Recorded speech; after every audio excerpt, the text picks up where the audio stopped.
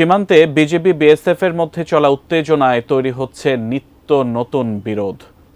ঘটে চলছে নানা অপ্রীতিকর ঘটনা। জানা গেছে এ সংক্রান্ত বিভিন্ন ইস্যুর সমাধানে শিগগিরই বৈঠকে বসতে যাচ্ছেন সীমান্তের দুই পারের দুই বাহিনী।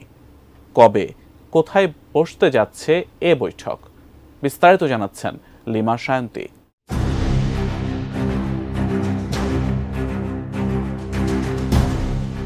ভারত বাংলাদেশ সীমান্তকে অপরাধমুক্ত করা এবং এ সংক্রান্ত বিভিন্ন বিরোধ সমাধানে শীঘ্রই বৈঠকে বসছেন ভারতের সীমান্তরক্ষী বাহিনী, বর্ডার সিকিউরিটি ফোর্স বিএসএফ ও বাংলাদেশের সীমান্তরক্ষী বাহিনী বর্ডার গার্ড বাংলাদেশের বিজিবি কর্মকর্তারা।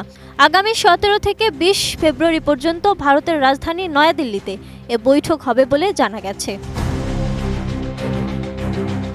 ভারতের পররাষ্ট্র মন্ত্রণালয়ের মুখপাত্র 31 জানুয়ারি নয়াদিল্লিতে পররাষ্ট্র মন্ত্রণালয় দপ্তরে আয়োজিত এক ব্রিফিংয়ে এ তথ্য জানিয়ে বলেছেন, দুই বাহিনীর মহাপরিচালক পর্যায়ে এ বৈঠক হবে।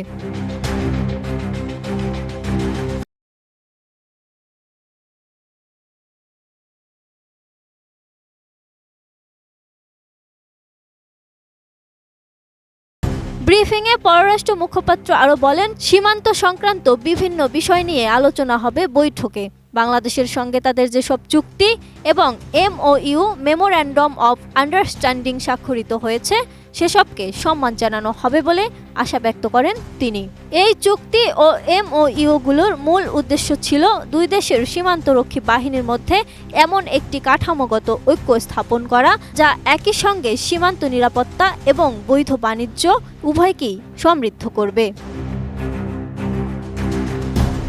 ভারত বাংলাদেশের নানা সীমান্তে বেশ কিছুদিন ধরেই কাঁটাতারের বেড়া কিংবা জমি দখল নিয়ে বিজিবি বিএসএফ এর মধ্যে চলে আসছে তুমুল উত্তেজনা, যা ছড়িয়ে পড়তে দেখা গেছে দুদেশের সীমান্তে বসবাসরত নাগরিকদের মধ্যেও। ইতিমধ্যেই সীমান্ত বিরোধ নিরসনে দফায় দফায় পতাকা বৈঠক হলেও কোনো সমাধানে আসতে পারেনি দুই দেশের সীমান্তরক্ষী বাহিনী। ফলে উভয় বাহিনী সীমান্তে সতর্ক অবস্থানে রয়েছে।